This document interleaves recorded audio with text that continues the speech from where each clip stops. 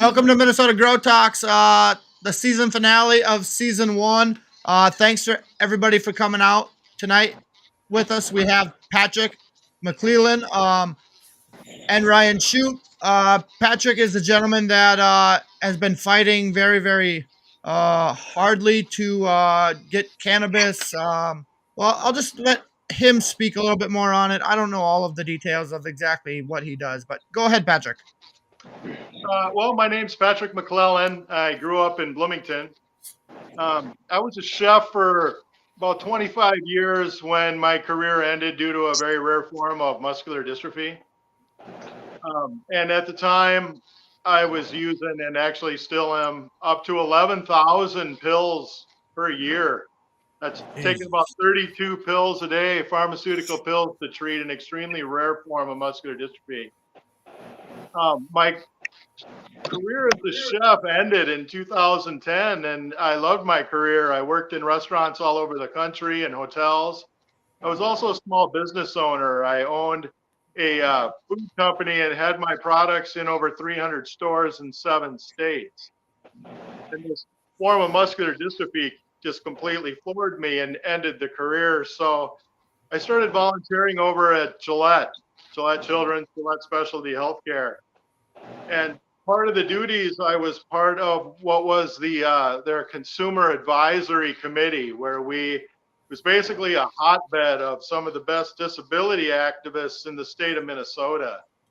What they were doing is working on everything from transportation to PCA care.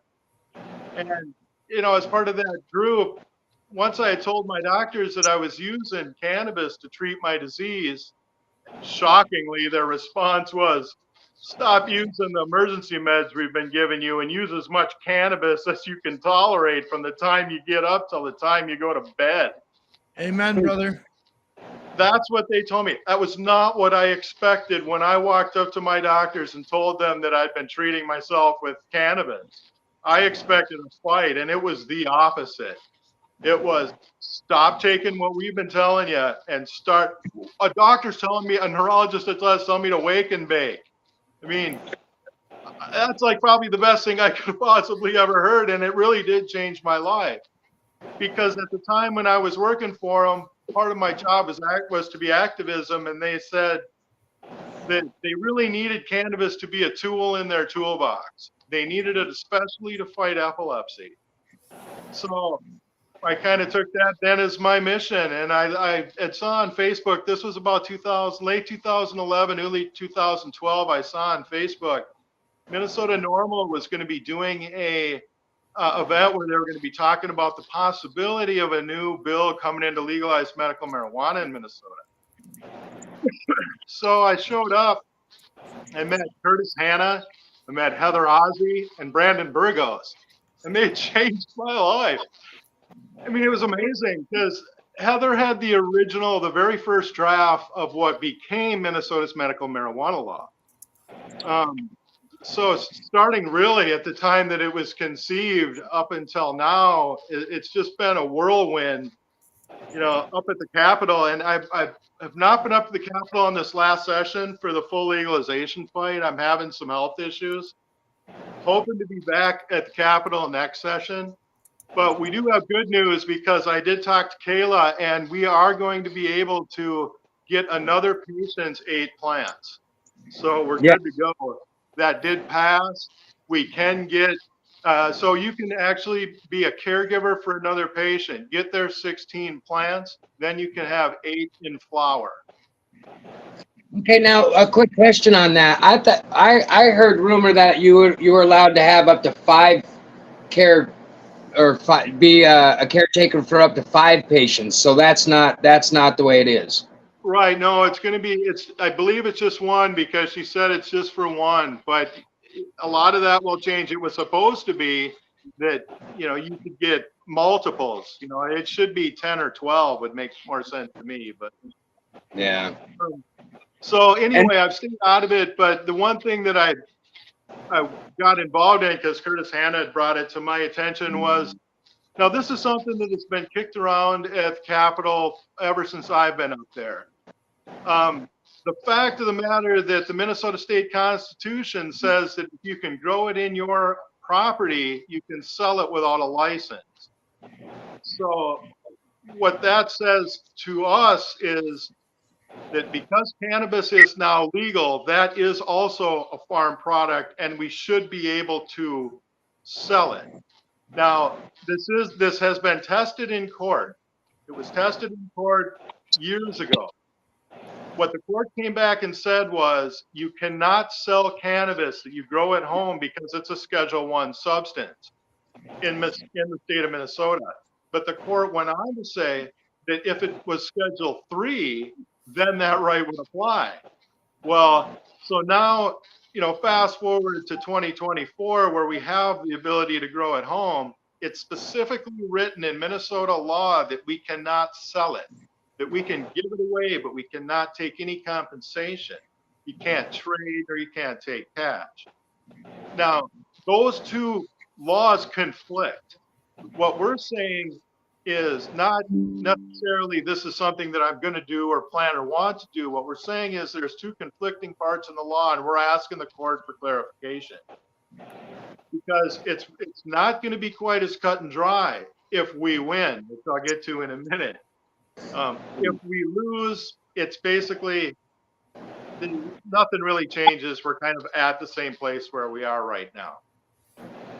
The problem becomes, or not the problem, but it changes if we win this case.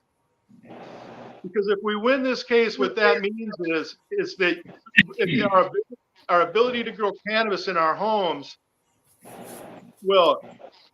is the sole basis upon this transaction. So the people that are against it, which will be both parties, I would guess, a lot of Democrats and Republicans would be against this idea, would then try to limit or even remove home grow.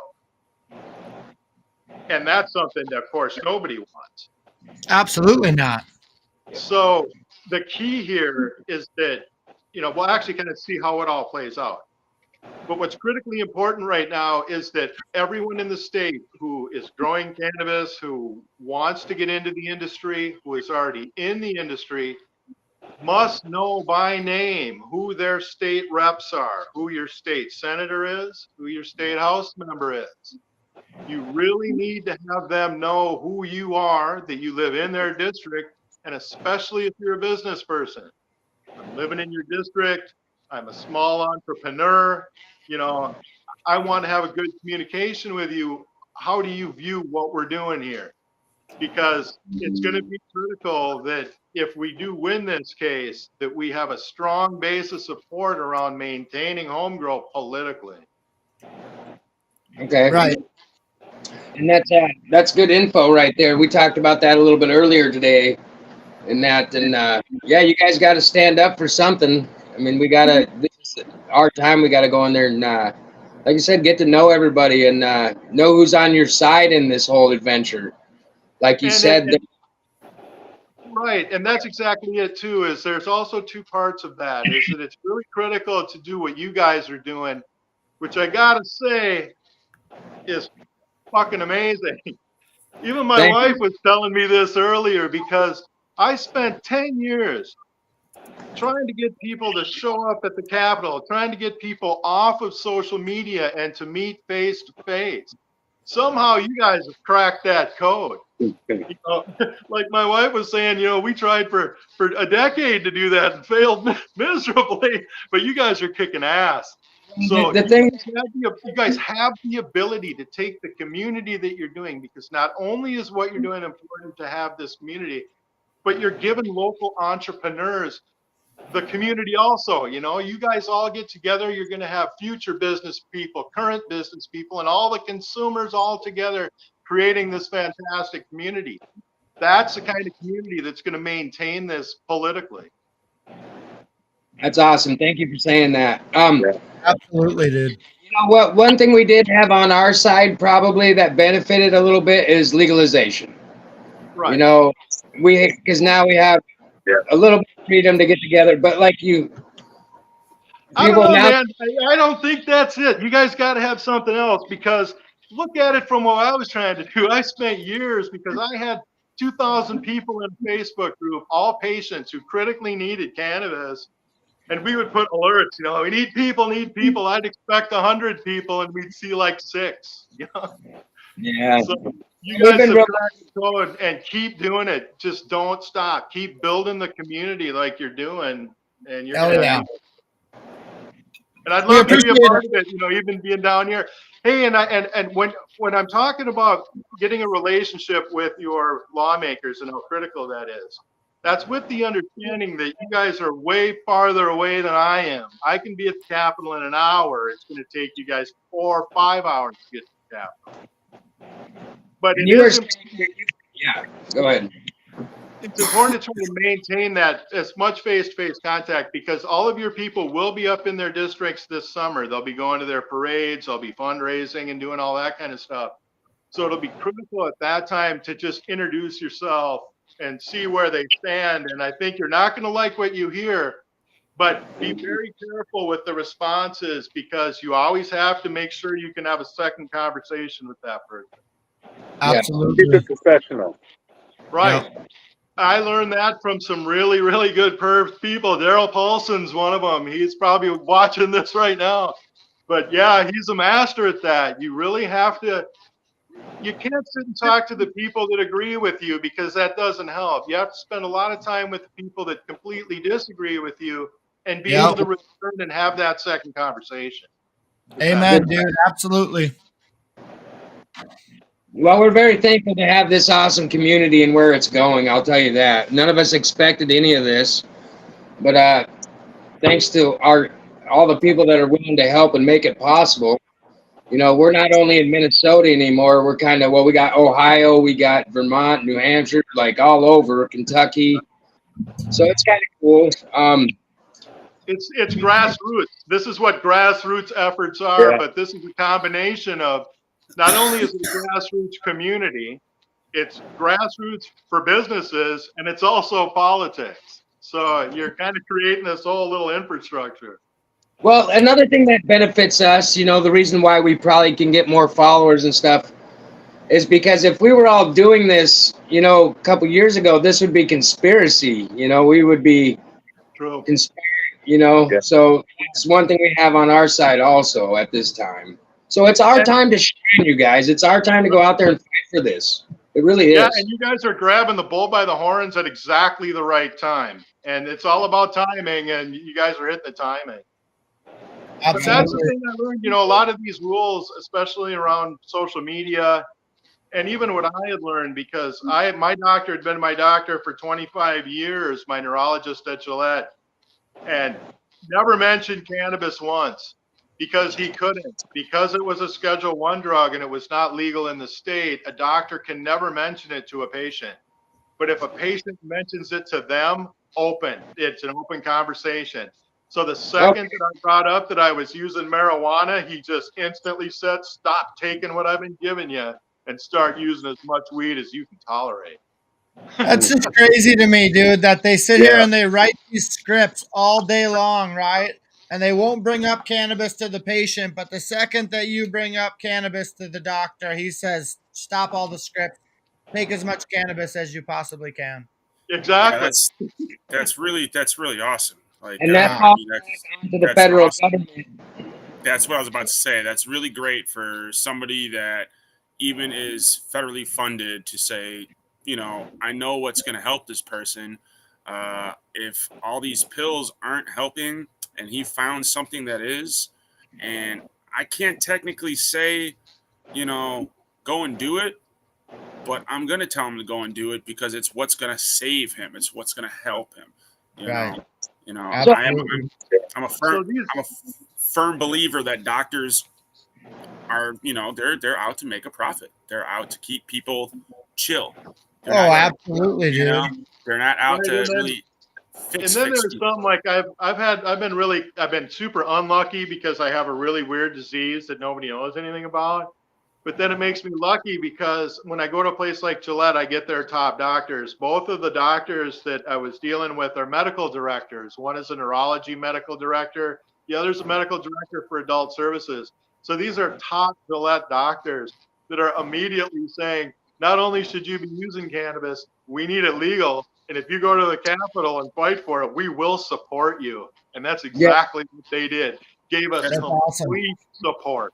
That's beautiful. And not only that, but my neurologist was giving my name out to patients to call me about weed before it was fucking legal, man. I couldn't fucking believe it. I get a phone call. Yeah, I'm one of the doctor's patients, you know, and he's asking me about weed. And I'm like, oh, you're fucking kidding me, man. Yeah, right. But anyway, but God rest his soul. He was a great man. He passed away. He was like a second father to me. He was a great man. Yeah, you were telling me that earlier. That's so. Excuse me. That's a little harsh. So you were talking about Minnesota Normal. That was those names you were mentioning, that lady and that. Yep. Yeah, I was just clarifying because you were mentioning those names, but I don't know if a lot of people are aware of who those people are. Right. So back when we started in medical, there is the Minnesota Normal, which is their Minnesota version of the National Organization for the Reform of Marijuana Laws. So was the big group in Minnesota, and pretty much still is. At the time, my friend Heather Ozzie worked for Marijuana Policy Project as a campaign attorney. So she would do campaigns for either full legalization, medical, whatever. But I think her basic specialty was medical at the time. So Okay. Marijuana Policy Project had sent her and Tom Lehman and Henry Erdman were paid lobbyists to set up and to try to push for medical cannabis. And then Kurt Hanna and Brandon Burgos were both the heads of Minnesota Normal, or they were both in charge of Minnesota Normal at the time. Then there was some splits with that group, and we formed our group called Minnesotans for Compassionate Care. That was the group that pushed medical cannabis through the entire legislature. Basically, what happened? Oh, go ahead. Is that group still around? No, it kind of once we got the law passed, and then Heather moved on to go to other states, and then Sensible Minnesota got started. It really became not necessary anymore. Okay. The benefit that I had was one of my main jobs was media for Minnesota for Compassionate Care. So I've done hundreds of TV, newspaper, online interviews in the last 12 years because in the very beginning, we had nonstop press coverage, and I had really good relationships with a lot of reporters. So anytime I needed something to go on about cannabis, just make a phone call and we get something on about cannabis. But what's interesting about it is how that actually worked, because there's a lot of people that have been watching me do this for years that think that it's just me standing up there talking, which is far from the truth. When I get a call from, like, say, Channel 5 here in the cities about a specific subject, I call Kurt Hanna, I call Maren Schroeder, I talk to them about, we all they're the leaders of the groups that are working up the Capitol. We all have to be on the same page. All messaging between everybody has to be at the same page. So we'll come up with whatever the talking points are, whatever the verbiage will be, and then I'll sit with my wife and I'll practice that for hours just to get that one specific sentence in there that's gone through about 5 or 6 people. And it all sounds like I'm just making it up, but that's the way it has to be done, because it's going to be critical if you guys are starting to dive into politics as a group, is to keep that coordination and always to be on the same page with the people you're working with. That's one thing that we're blessed with, is we got an awesome crew. We all work really well together, and that's why it's growing like it is. We got somebody that's good at everything, and we utilize them for that, and everybody pitches in, and that's what's making this such an awesome community that we have today. Right. Super. So tell us a little bit about your military career, and I want to talk a little bit about that airplane. Yeah, right. So at the same time I stopped working, it was in 2010, and I can't just sit here and watch Judge Judy. So I always wanted to be a pilot when I was in high school. That was my main goal, and I got diagnosed with this disease when I was really young, in my early 20s. So I knew I would never be allowed to be a pilot. But once my career ended, I stumbled upon what is a military training simulator that's used by the US Air Force, used by all major militaries all over the world, including militaries that are our enemies. So I started learning and flying Russian attack helicopters, and have spent the last 10 years meeting all kinds of amazing friends that fly fighters. A good friend of mine brought a remote controlled F-16 to the Minneapolis airport. Now, they gave him special permission to land because they usually don't let fighters land in the Minneapolis airport because there's not, in Duluth, there's the fighter base where they have parts. But this is a remote controlled F-16 that can be flown either with a pilot or by remote control. So what they do is they take these things out into the Gulf of Mexico and they shoot missiles at them. But my buddy flies this remote control F-16 and we're having breakfast, and he says, "I'm on a Smokey and the Bandit beer run." And I'm like, "What the hell are you talking about?" And so we get in the back of his Air Force vehicle, and it's stuffed with cases of that Newcastle cream ale because he's from the Iron Range and he really likes it. So we're going there and we're looking at this gorgeous F-16, and they're these tanks, there's wing tanks where they're shoving wing tanks and they're filling his wing tanks with cases of beer. And he flew them all the way back to Florida. So. But it's a blast because we get to learn how to fly anything from, F-14s, F-15s, F-16s, F-18s. I fly Apaches, and it's a training simulator, so we get to fly with people that have flown it in real life and are willing to train us. But if you want to do it, you want to get involved, you can go against some of the best military pilots in the world in an F-16 if you take a couple of years to learn it. That's awesome. That's really cool. Should be illegal. I mean, I always, the reporters that are over here, I keep telling them about it, and I tell them I can completely understand why weed's legal, but I have no idea how this fucking thing's legal, because I can start an F-18, take off an aircraft carrier, program cruise missiles, and shoot cruise missiles and blow everything up exactly how they do it in real life. You can learn how to drop cluster bombs. It's amazing. That's what I was talking to Frost Buds about earlier. I was like, geez, I can't even believe they would let people have that. I know, right. You think about it. It's cool because the base software is free, and then you buy an individual aircraft. Like my Apache was $100, but the hardware, the computers, and all the stuff to do it's between $5 and $10 grand. But I have the exact same setup in my basement that they do at Mothin Air Force Base in Arizona in the A-10 squadrons. So the A-10 squadrons, they have a sim lab, and I have the exact same equipment in my basement. Sign me up. But yeah, it's fun because you can actually go against current and former instructors from Top Gun. Every little group, every aircraft has a community. Like I fly helicopters, so I'm in an Apache community that has a bunch of guys that go in Syria. So we do actual missions. So it's really funny is I was in a jet and I was gurgling a bong hit. My mic was open. I was flying with a couple of military pilots. And one of them's like, "What the hell is that gurgling sound?" And then my front seater's like, "That's Cooper. He's taking a bong hit." That's awesome. That's a blast, man. It's fun when you can actually shoot down some real F-15 pilot. Yeah, that'd be cool. Yeah. A-10 Warthog is probably my favorite plane. Yeah, that was the first one in the sim, and anything that you can do in a Warthog in real life, you can do it in this sim. That's awesome. Why they're using it for not only just basic training, but full mission training at Mothin Air Force Base. That's crazy. Yeah, and it's in VR, so it'll make you puke, I guarantee you. You'll think you're there. It's fun watching the real pilots that do YouTube videos because they'll be like grabbing for handles, because they'll think they've got to grab in a G-turn, there's no G's because you're in a simulator. That'd be cool.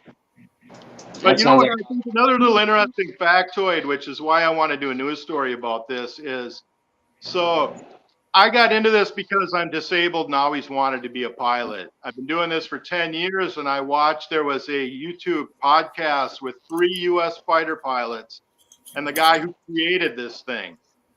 Now they're interviewing him and they learn his story. Well, his story was he was in high school and he always wanted to be a fighter pilot. And he was in a pole vaulting accident and broke his back and became a quadriplegic. So he could never fly. So he went to work for the CIA. And you know, in the movie Top Gun, there's that woman from the CIA with all the top secret clearance. That's what he did in real life. So he worked there in that Red Flag, and he learned that it was possible to create completely realistic jets in simulators so that he could fulfill his dream of flight. Well, he did it for him, created this, and it did the same thing for me. Nice. So what's your next step? Let's get back on this legal. What's your next step in all this cannabis stuff? What are your goals? What are your plans? What do you see in the future? What are you trying to get to do? Well, there's two things that need to happen. First of all, is we need, because I'm sick and tired of my constitutional rights being trampled upon solely because I use cannabis. Now, Absolutely. It's the Second Amendment issue that's always chapped my ass.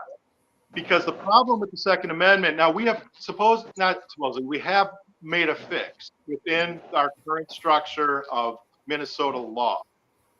But that's only within Minnesota law, and there's nothing that's going to force any law enforcement to not bust me when I'm caught with a handgun. So the bottom line is, not only do we need to have our constitutional right to sell what we grow, but we also need our constitutional Second Amendment rights. There's no reason as a registered medical marijuana patient, I should immediately forfeit my Second Amendment rights. It's absurd. So hopefully that will go away when we federally go to Schedule 3. So that should knock that problem out. But for me, I think the next step is my wife and I are going to be moving south, so maybe to the Carolinas. So I'll end up doing the exact same thing when I get there. So here's a question. Do you have to have a CCW to carry conceal in Minnesota? Yes. Yeah. You? Okay. And All right. and on that form, it'll ask you. Yeah. And If you've ever used. Yeah. Oh, absolutely. Okay. Well, what it says is, it says, are you addicted to a Schedule 1 substance? And then what that ATF doctrine that came out said that if you are registered, not if you've ever used it, but if you're a registered medical marijuana patient, you are assumed to be addicted to a Schedule 1 substance and therefore forfeit your Second Amendment rights. And that's what the ATF. Yeah, that's what it says. Now, in Minnesota, what we basically said is that if you're a medical marijuana patient, you can still get concealed carry in Minnesota and you can still hunt and do all that stuff, according to Minnesota law. But again, that's thumbing federal law, just like we are with cannabis. So I don't know. I'm fine with getting busted with a pound of weed and a federal problem, but I'm not comfortable getting busted with a gun having a federal problem. Yeah. Yeah. Ohio is a non. You don't have to have a CCW anymore. As of 2022, you don't have a. So you can conceal carry without a license, which makes you able to have a gun and herbals in the car at the same time. Right. So it's kind of. Right now, there's tens of thousands probably of people using medical cannabis that are registered in states all over, probably millions all over the country, but in Minnesota alone, that own firearms that have no idea. People that have concealed carries and have no idea. Yeah. They won't unless they get in a shooting, and then some prosecutors will say, hey, you shouldn't have had that gun. Yeah. Yeah, that's scary. That is a good point. That's a scary issue right there. You're talking about doubling your sentence on anything they decide to. That's really sketchy. They should be very clear about that. Right, and that's why that's one of those things where it'd be kind of hard to take that chance, And you're fine, but your whole idea of carrying a weapon is to protect yourself. Well, then I protect myself, and then I open myself up to massive legal problems. Yeah. So everybody's talking about Jesse Ventura, and I know he was just how well do you know that gentleman? Well, when he came, it was kind of fun because like I said, I stayed out of the Capitol, but one of the few times I was there was when Jesse showed up. Kurt and I were standing there, and then Jesse came in. Well, it's interesting. I mean, it would have been nice if Jesse would have came out when we were doing what we were doing, for medical, but I think he could have been a help, but Oh, yeah. it is what it is. I'm not, I think it's good that he's jumping in the business, and I think for Minnesota cannabis, it's probably a really good thing. Although I would rather have my weed that I grow at home than using hemp myself. Yeah. So okay, now you say he just got in the business. Now that you say that, I did see something. Didn't he just start something up with? Right. Yeah, he's Yeah. doing hemp. He's doing hemp edibles. He has his own line of stuff coming out. That's what it was. Yeah. Okay. And how new is that? Uh, Probably within the last couple months. Okay, that's what I thought. Okay. But I just kind of wonder about, some of the low dose edible market once all these dispensaries come online. I mean, I've never been in a state that had low dose edible market and then got dispensaries everywhere and home grow everywhere. Because given the choice, now that's just my personal thing. And I understand a THC molecule is a THC molecule no matter where the hell it came from. But I prefer my THC molecules coming from a plant. Now, that's just my personal preference. And like I say, it's just like a water molecule, whether it comes out of my tap or some pond in Great Britain, it's the same damn thing. So if they can make THC out of CBD using a catalyst, that's fine, but that's just not for me. Yeah. Yeah, I don't like that. I want my sticky buds. That's what I want. Yeah, I don't want some THC that has been pulled out of a hemp with, like you said, a catalyst, some chemical extraction in mass amounts too. You know what I mean? Like it takes a lot of hemp to pull all that out. And I'm not knocking. I don't want to sound like I'm knocking the hemp industry because they're fulfilling a critical need, especially right now. But yeah, for me, that's just my thing, and nobody will ever convince me, I guess, that there's really that much of a difference because it's the same damn molecule. But I want mine coming out of nature. Yeah, absolutely, Absolutely, dude. And one thing I kind of wanted to touch on too was home grow, because that's kind of what we all do. Yeah. I started growing in 2010 when I stopped working, and then New Cannabis had worked for me. Started growing either 6 to 12 plants 3-4 times a year for years, using soil. And it was always, I enjoyed soil using Fox Farms. You got to deal with the fungus gnats and all that crap. But then I decided I'd go into hydro. I was always afraid about going into hydro because I thought it would be more work, especially for somebody with a disability, because my legs don't work, my hands suck. I can fly Apaches, but I really can't write more than my name, so which is kind of weird. But so I set this thing up in my basement, and I've done 2 runs now. It's an air cube system, so it has a 40-gallon reservoir. I actually have an RO system where I go water into a 40-gallon reservoir, and that in the wintertime will bring the water to room temp. And then it goes to the main reservoir and the nutrient solution all in my laundry room. And then I put a 10 by 10 tent in my basement. And I got one of the big Mars Hydro, the 4 foot by 4 foot, 8,000 lights, and the air cube. And what I like about the air cube is I'm using the Hydroton, the Leca, and the pump, the lights turn on at 9 o'clock, pump turns on, water comes out, feeds them. 15 minutes, sits there, sucks it out, sucks oxygen into the roots, and it all goes back. So I get up in the morning, the only thing I got to do is I check my pH, temperature, and make sure if I don't have any algae blooms, and that's it. And then once a week, I change the reservoir, and the plants are huge.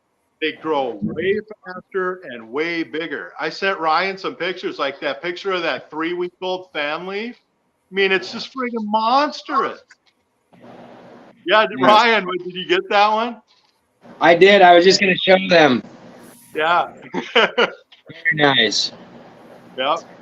Yeah, I've wanted to go hydro. I've been so scared to do it. Yeah. Check that Jesus, out. that's huge. Right. Yeah. No, it's got a lot of nitrogen. It's pretty green, but it was only it was my first week of ed, so that's a 3-week from seed and hydro. And Well, then I Goodness filmed the gracious. tomatoes. Show them that tomato picture where we did tomatoes. We did the tomatoes started in soil and then in hydro. And you can see that that's the difference. The ones on the right were in soil, left in hydro. They're the same. Wow, dude. That's just That's phenomenal, the difference. I Yeah. know.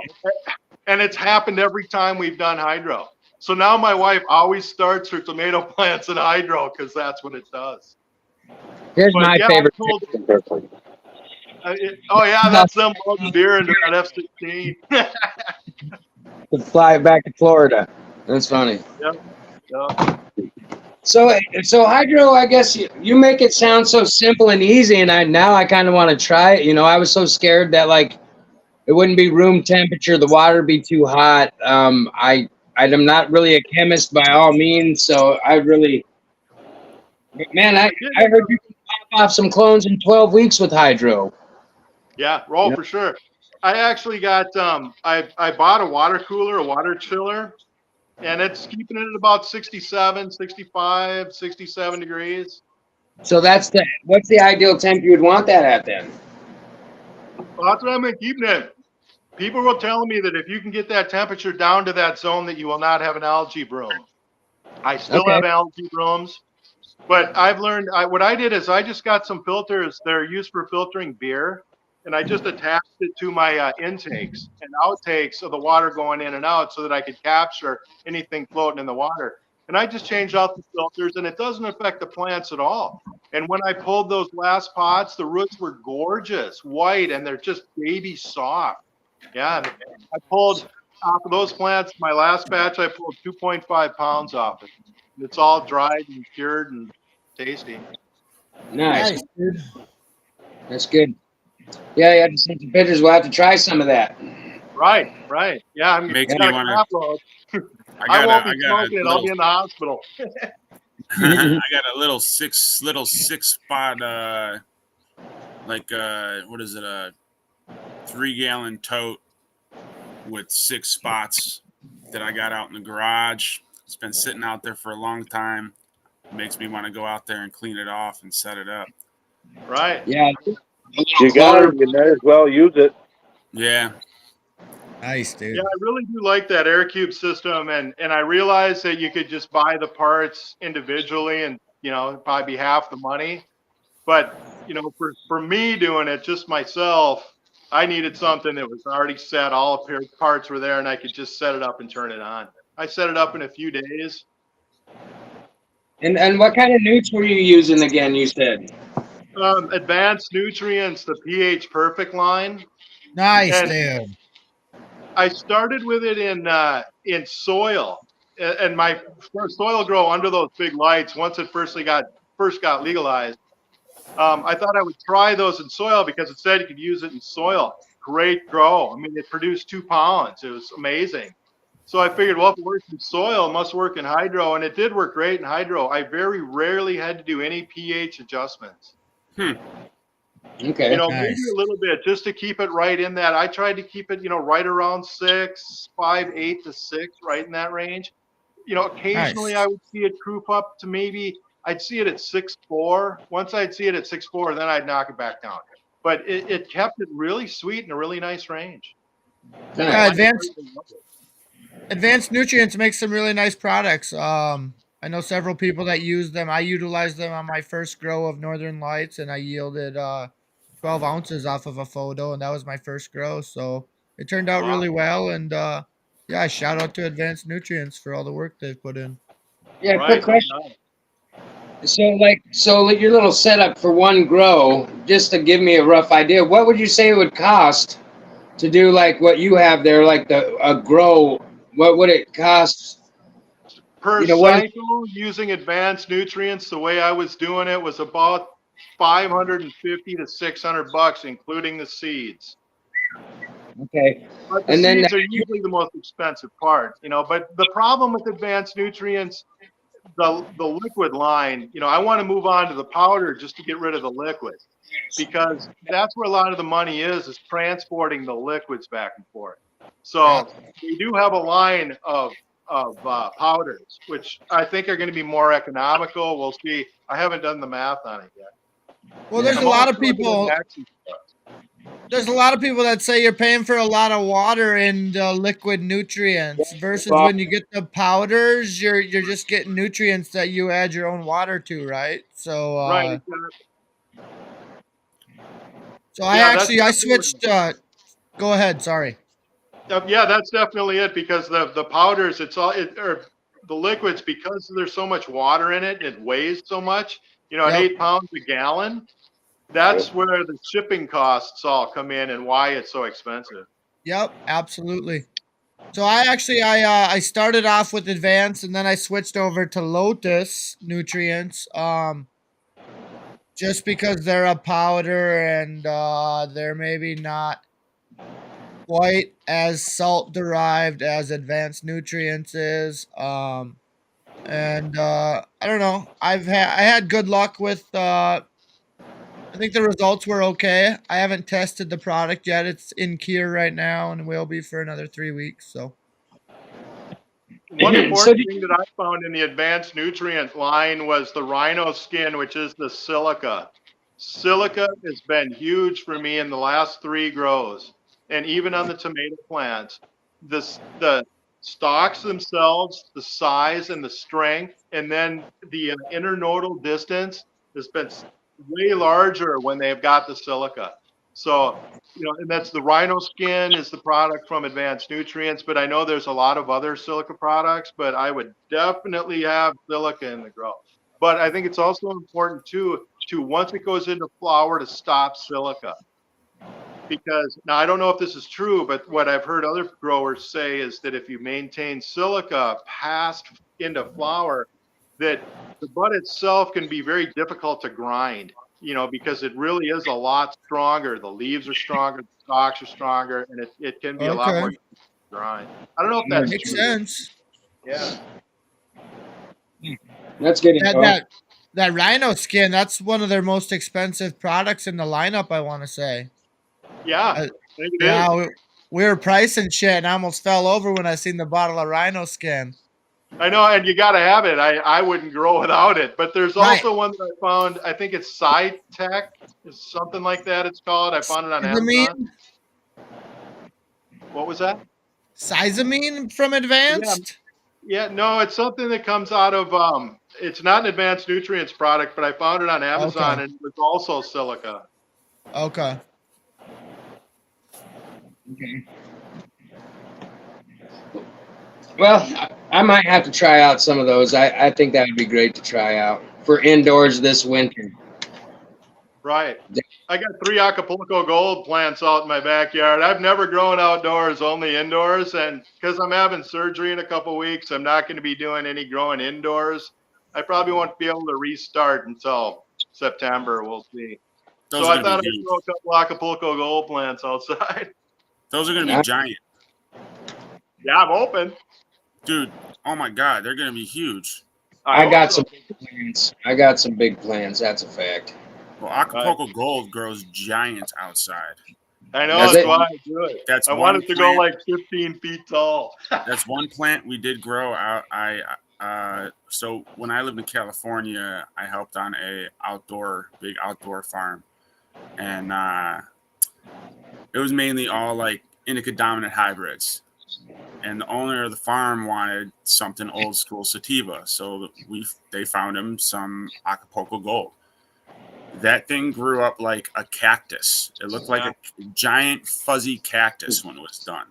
It was huge. It was probably 13 or 14 feet tall, and it had 3 or 4 big arms coming off of it, just covered in nugs, and it looked like a giant cactus.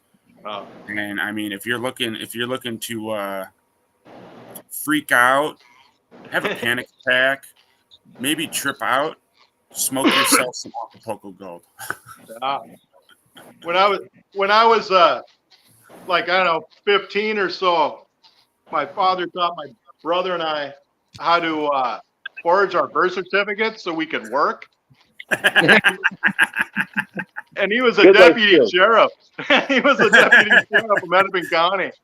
That's But crazy. he wanted us to work. He demanded we always had jobs. That was non-negotiable and from an early age. But the deal we made with him was that we could do anything with the money that we made. He says, you absolutely have to work, but you can do anything you want with it. So my brother and I decided to travel. Where would we Hey. go? Acapulco. So Oh, wow. I started going Hell to yeah. Acapulco when I was like 15 or 16 with me and my brother and a bunch of friends.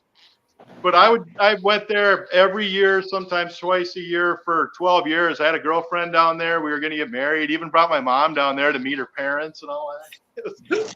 So I was loving the Acapulco Gold back then. You know, I think it kind of went way more towards the 90s, but boy, in late 70s and 80s, it was there. Do you imagine if you had some of the seeds and strains from those days, you'd be rich? I would. It'd be great. You know, I mean, from as I understand it, from what I was told by the people there, is the reason that it's a gold color is because of the salt air, because it grows on the cliffs, and the Acapulco is like butts up in kind of a bowl, and there's super sharp cliffs. And up on the top of the cliffs, the winds come in, and it's the salt water that dries the plants late in flower that makes them gold. That's what they told me. And I mean, they were the ones that were growing it, so I guess I would assume that's correct. That's cool shit. Yeah, Makes sense. It was gold, no question. That's cool. Yeah, I've seen. I've had friends that went to Nepal and they've been on big like cliffside mountains that are just full of just naturally fucking like landrace strains just growing, big fields of it. Right. You know, it's beautiful. That's awesome. Shout out to all the people of Acapulco who had that horrible freaking floods. Yeah. Yeah, it's just devastating. Right. It's one of the most beautiful places on earth, and it's a lot of great people there. I know they've had a lot of political problems recently, but you know, I love that place. I'd love to go back someday. So if you guys will just give me just a second here, I want to just make a couple announcements quick. Then we'll get back into Grow Talks for a few minutes, and then we're gonna open the studio up around 9:15 for any guests that want to hop in, ask any questions, meet anybody, etc. We're gonna do a little smoke session at the end as well. So I'm just gonna get into announcements real quick, and then we'll get back into Grow Talks. So today is the season finale of Minnesota Grow Talk Season 1. So I just want to give a big shout out, big hats off to all the viewers, fans, sponsors, and grandmas. We couldn't do it without all the grandmas out there. We appreciate everyone's support more than words could ever express. And for that, we thank you. Also, we're working on another big event called Discs and Dogs Wilderness Games over Labor Day weekend, which will involve a weekend of camping. There will be one big event on Sunday. I believe it's September 1st. But we will be camping the entire weekend. There'll be staggered tee times during the disc golf event. There'll be a scavenger hunt, 10 plus giveaways, a live on-site raffle, smoke sessions, a barbecue, and then we will be doing another charitable event.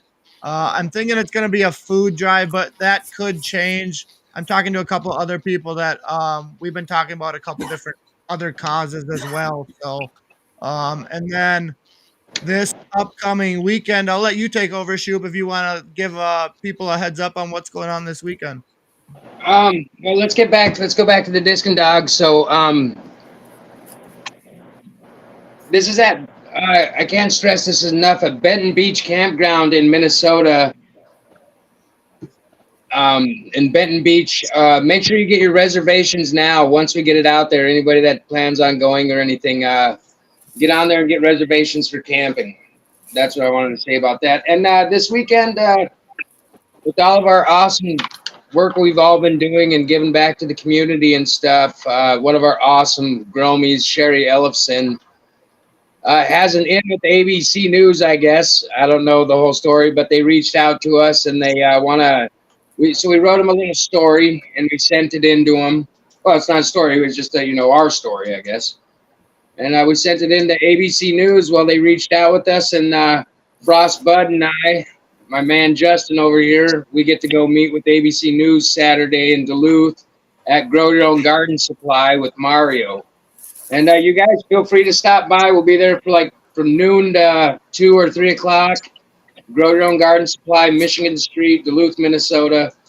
And we'll see where it goes from there, I guess. So that's Hell decent. yeah, dude. So quickly, just circling back to the Discs and Dogs Wilderness Games. I'm working on an event page right now. We're working on an awesome image for it, and we're just trying to make it super, super awesome. So give us a couple days, and event details will be posted. But like Shoup said, it is going to be over Labor Day weekend. So if you're planning to attend and you're planning to camp out, make sure you get on their website or call them on the phone, and make sure you get a campsite reserved because all that stuff kind of fills up pretty quick. Frostbud, why don't we put a link on the flyer for Benton Beach Campground so they can get right on that link and get on there and book their camping? Absolutely, dude. Garden of the North, shout out to you, brother. I see you're on here, dude. If you want to take notes on that, we want to get a link to the Benton Beach Campground website on the flyer as well, brother. Appreciate you. Or, like even on our posts in the groups and stuff or whatever. Absolutely, dude. It'll be on the event page and then probably on the flyer as well. So, Yeah, it's gonna be fun. Yeah, I'll definitely be out there for it. You're coming for that too? yeah, What, he is. Disc and Dogs? Hell yeah, dog. Awesome. You're gonna That's fly out. it's my duty as Yeah. the black sheep from Ohio to come out and be dank and nasty in Minnesota for all the events. Hell yeah, dude. You better get yourself some credit card points so you can get some rewards miles. I'm Fly for free. gonna apply for a Delta flying credit card tomorrow. Might as well get the rental car thing set up too. Yeah. Shoup, Justin Parker has a question. Specific area or how is it set up for camping? It is just a regular. There's tent camping. There's RV camping. Pretty much whatever you want. I do believe it's a little expensive if you want power and water hookups. I think it's That's fair enough. $4.90, but it's pretty. It kind of adds up for 3 days. I think it was $130 for 3 days, but it'll be worth it. It's a good time. We'll have battle buds on the grill again, and it'll be awesome. It's for sure going to be awesome. So again, over Labor Day weekend here, I think it's the 30th through the 1st. And then everybody should be off, I believe, on that following Monday. So even if we hang out a little later. We're going to have tea times for the Disc and Dogs. We're going to have a lot more games, a lot more we want to get people involved in interacting a little bit more than the last one. And unfortunately, Frostbud will be really busy running the booth this time. But the good news is I will be able to come out and network with everybody this time. And so that's something to look forward to as well. He's a good comedy act, isn't he, guys? Well, no. So, Patrick, is there anything else you'd like to add or tell us about? Or? Well, really, I mean, just the most important thing is if you're involved in cannabis at all, especially if you are in the industry or going to get into the industry, know your representatives and the legislature. It's going to be critical no matter what happens over the next few years. Well, and get out and vote when it makes a difference too. Well, that's awesome. And too bad you're leaving us and retiring and moving somewhere nicer. I don't know what you see in Kentucky, but no. Right. I got to get out of this cold weather at some point in time. 57 winters is enough for me. Yeah. That's a lot of winters. There's a lot of transplants in South Carolina. So, yeah, that'll be nice. Yeah, we're looking at everything like Georgia, Tennessee, North Carolina, South Carolina, that whole area. I like the more towards the mountains myself. Yeah. Weren't you just in the mountains? Yeah, it was awesome. Yeah, those pictures you posted were beautiful. Yeah, it was a beautiful place. Yeah, we were on the Blue Ridge Parkway for maybe 5 minutes, and my wife says, "Bear!" There's a big black bear right there on the side of the road. That's awesome. We saw mom and cubs. It's beautiful. Yeah, Blue Ridge is beautiful, but Blue Ridge is beautiful. They have an awesome music festival every year. Right. We were when we stopped and got out of the mountains, we were in Boone. That was the last place, and I really liked Boone, North Carolina. Yep. But every house there is $1 million, so it's too rich for my. Yeah, what is it? Black Mountain. Yep. And Grandfather. Yeah, that's beautiful over there. Right. Yeah, we're looking at kind of the Greenville area, Greenville, South Carolina, and those suburbs around there, because from there you can get to the mountains in an hour and the Yep. ocean in 3 hours. So That's kind of what I fine. It's like. beautiful. Yeah, the But- Carolinas are just beautiful. Gorgeous. Right. Outer Banks, gorgeous. But I got to be able to use cannabis because I sure as hell ain't going to be. I was just. all the meds. Yeah. Yeah. And it seems like Carolinas are working on it, but it's always something to do when I get there. But it probably won't be for a few years. My wife's still working. Yeah. My parents just retired. They're moving out to Idaho, like the worst state there is for cannabis. Yeah. It is nice to be able to fly around and not have to worry when you got weed in your pocket. That's one thing that, it's nice to not have to worry about. Because of That's the a great- health laws, like in great South thing. Carolina, they sell pre-rolled joints everywhere, and I thought, well, I got my own joint. I'm just going to smoke that because nobody can tell a damn different. Yeah, and I don't think anybody's gonna bother you no more. I don't see too many. Nobody ever even looks at me anymore. I used to make it a point to go out and smoke wherever I could. And now it's like they don't even bat an eye. Right. Yeah, unfortunately, I accidentally took 60 milligrams of THC before I left the hotel for going on the airplane. I was higher than hell going through TSA, man, I tell you that. Hell yeah, dude, that's awesome. Yeah. because I took a handful of pills. I'm taking like 1,200 milligrams of gabapentin and all kinds of other crap. And I forgot I put an extra 30 milligram capsule in that handful, and I downed 2 30 milligram capsules. So once I realized I was starting to get really stoned, I told my wife, like, let's go so I can get that rental car back before I'm flying like a freaking kite. That's funny. Yeah, we all got something for Frostbud for all his hard work on Minnesota Grow Talks. I want to give it to him now. I'll give it to you later, and when you guys see this, it's so him, like at Chili Camp Cook-Off, and you're talking about the edibles. This guy is an edible freak, but we got you a little stash jar for all your hard work. Hell yeah, Hey, dude. And That's then awesome. bro, man! If there was a smiley face that looked like Frosty, I appreciate you, brother. We appreciate everything that you do too, dude. We appreciate Yeah. everybody Thank you. anybody that in the cannabis community is doing right now, right? We appreciate everything, dude. Yeah, you did a lot of hard work putting all this together, and it went great for the first 12 weeks, and can't wait to do it again. Did you ever decide how long we're taking off? So I'm thinking I'm gonna take maybe 2 or 3 weeks off. We've been doing this since April 3rd of 2024. It was just basically we've done a lot of things just shoot off the hip. That's where Discs and Dogs came from, right? I wanted to connect with Ryan Shoup in Garden of the North to go throw some frisbee. And we said, well, let's just invite everybody and see who shows up. And 20 people showed up. And then Discs and Dogs 2.0 was born, and there was like 80 people there. So now we're doing wilderness games, and hopefully we get 100 people or maybe 150 show up. That'd be epic, dude. But yeah, I forget where I was going with all of that.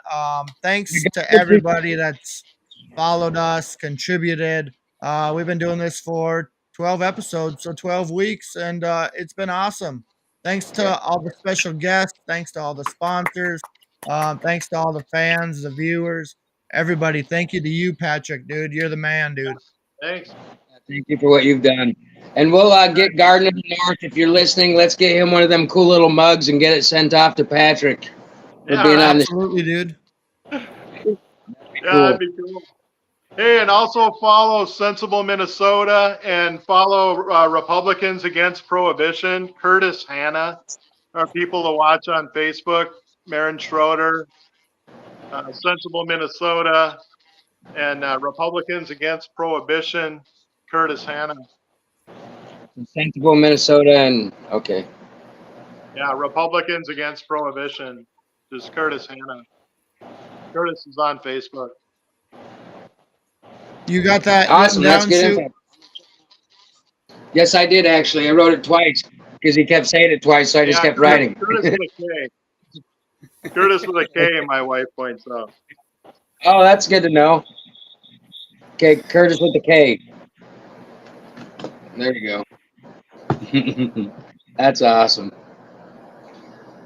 Yeah, What are you Curtis doing? is one of those people who is behind the scenes, from the get-go in this, and one of the most necessary people in this fight since I've been in it. Awesome. Uh-oh. Crazy Definitely dogs. one of the most knowledgeable. Yeah. He'd definitely be somebody to have on too, because he is definitely an expert in all the politics going on in the Capitol around cannabis. Why don't you, well, I guess I'll send him a message and, yeah, we'll get with him and maybe that's what we can open the season with. Yeah, everybody who's Absolutely, watching, dude. liking, Yeah. send a friend request. Who That's again? awesome. What did you say there, Patrick? Send him a friend request. Yeah, okay. Well, so you cut out on my end. Yeah. Yeah, I'm gonna do that for a fact. So we are gonna open up the studio to any guests that are watching. Not like anybody's actually watching us, dude. This is just a dead link. But if you do want to hop in the studio, send one of us a message and you can absolutely get in here. I'm just cracking jokes. Shoot, sorry. I know. But yeah, if Yeah. you want to get in here, send us a message and we'll get you the link, dude. We can get you in here if you got any questions in regards to growing, any questions in regards to some of the laws in Minnesota. We may be able to get you some answers. John Coach wants in. He might have fell asleep by now.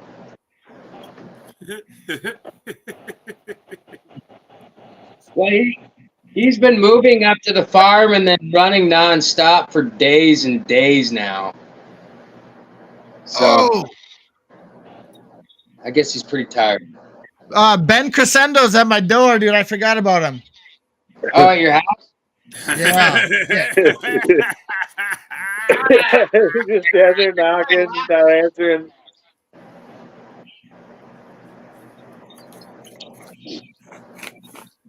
Well, he's in charge of the door, so I guess let's all just smoke something and wait for him to let somebody in to talk to us. But Patrick, I do appreciate everything you are doing and all the knowledge that you're sharing. I had one of our friends, Jake. I wanted him to get on here with you. I don't know whatever happened to him tonight, but he's a wealth of knowledge on this stuff too. He's over in Michigan. He's getting ready to move over here because well, Michigan, I don't know their laws and rules really, but I guess they're not the greatest. So I have no idea. God damn, dude, I'm back. Sorry. Distraction. Oh, look at the guy right there. He hides in the back. What's up? How you doing? Good. What up, dude? Hey, Why- This is Ben, dude. What up? Joining us on Minnesota Grow Talks. He just stopped by my house to hang out for a few, so. Garden of the North said, Patrick, he'll reach out to you. So look for Garden of the North emblem and he'll get your information so we can get something sent out to you. Yeah, sounds good. And Garden of the North is an awesome guy to know. Definitely say he does all our design work. He does all our logos. He does pretty much everybody we know. He does awesome work. Right. So he's definitely a awesome guy to get to know for a fact. Absolutely. So what are the strains people are growing? I run a lot of SoFem genetics out of Michigan. I really love the stuff they have. Right now I got some black truffles times Oreos, and then I got some Renegade glue and Pompela glue. And then I got some Green Crack and Gorilla Glue, which is called Gorilla Crack. It's a big hit. Oh, it's an awesome plant. Just big old nice colas on it. Just produces a lot. Pretty fruity. That's yours. Yeah, that's mine. Yeah. Yeah, I think Frostbud, you've tried some of my Gorilla Glue and Green Crack. It's just fire. I just kept a bunch of us here at the MCC, Minnesota's Growers Cooperative, a little group that we have that's local. We've all kept clones of it, and we've been able to keep it alive and keep spreading that same plant, so it's still doing its thing. Pretty nice. Yeah, those 3 that I just got done watering, those are GMO GK autos from JJ Buffington. So I'm pretty stoked on those. Everybody that has grown them say they get real stinky. So I'm excited for that. I want my house to smell like dead skunks. Yeah, there you go. I What just do you- harvested one Gorilla Glue plant, and it was over a pound. Nice. Nice. That's awesome. I'm about to do some old school, and I said this last week on Minnesota Grow Talks, but I'm about to do some old school '90s skunk number 1, skunk number Cool. I 2 was as thinking well. about that too. Oh, I meant to tell That would be nice. you, Frosty, that I'm gonna look into it. But one of the cultivators in Ohio, they grow a roadkill skunk S1 crossed with skunk S1. Hell yeah, dude. Yeah. So I'm gonna see where they get those seeds from because I want some of those. Right. Everybody's got bubblegum growing garden. Gosh. He likes that bubblegum. Yeah, Garden was talking about doing a bunch of crosses when I was on the phone with him today, dude. Sounds exciting. Yeah, he's Yeah, for definitely got. years I ordered. For years, I always got my seeds from Nirvana Seeds in the Netherlands. Oh, Yep. there you go.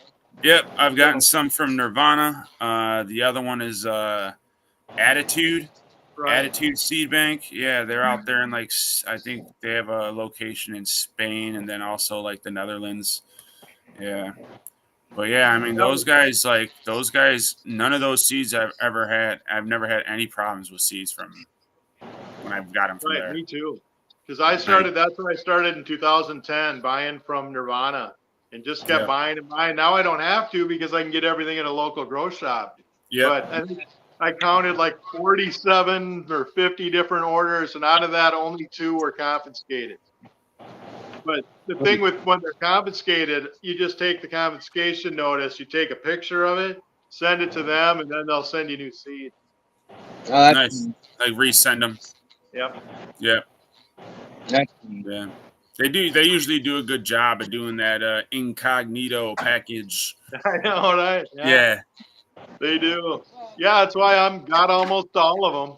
I did the last batch. All my seeds came from Nirvana. I got Grease Monkey, Aurora Indica, which is one of my favorites for me, and then the Glue, and then OG Kush were the 4 plants.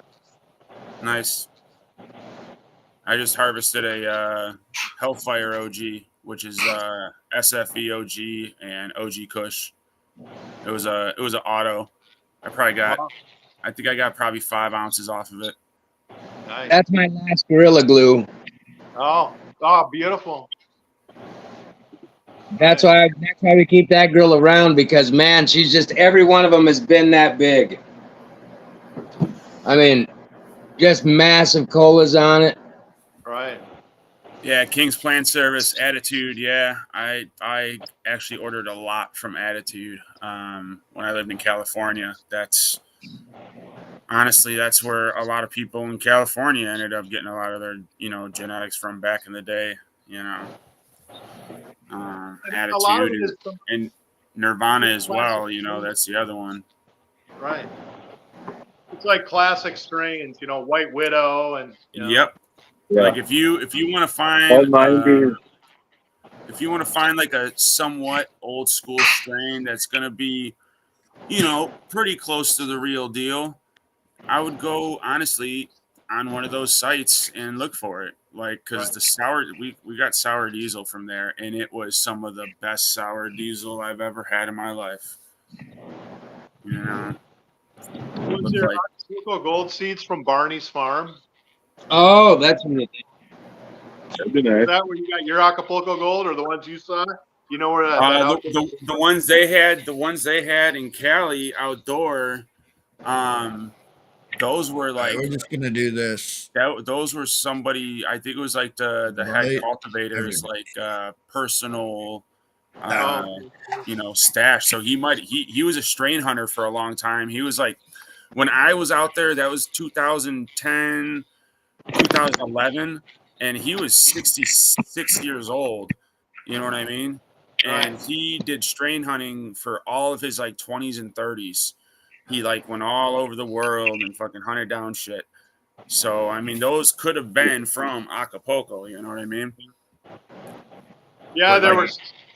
I can't imagine all the seeds that I dumped on that condo floor. You know, God, if I had just like 5 of them, I'd be happy. Yeah, you would. for real. Time machines, man. That's what we need to focus on. Time machines. Right. Yeah, I spent a lot of time in Jamaica too, and that was, always excellent cannabis. Oh, man. Yeah, Jamaican land races, man. Those are crazy. Right.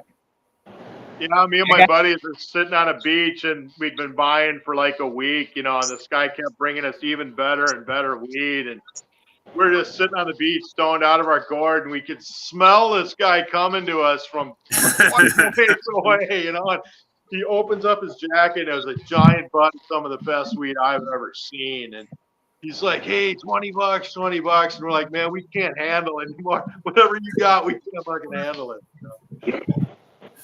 How's it going, Scotty? Those are the days. What up, Scotty? It's good. We got How you fucking doing, brother? shitstorm. I'm up at Cross Lake. I guess a bunch of tornadoes hit around here. We got hail. Damn. Yeah. Yeah, I just seen that. My wife said Pine River got a tornado. Camp Ripley got something. Crosby. Dude, Jesse Stevens was posting fucking like baseball size hail up by his house. Yeah, I posted the hail. Yeah. There's a hell of a lag. Well, I gotta turn my TV off.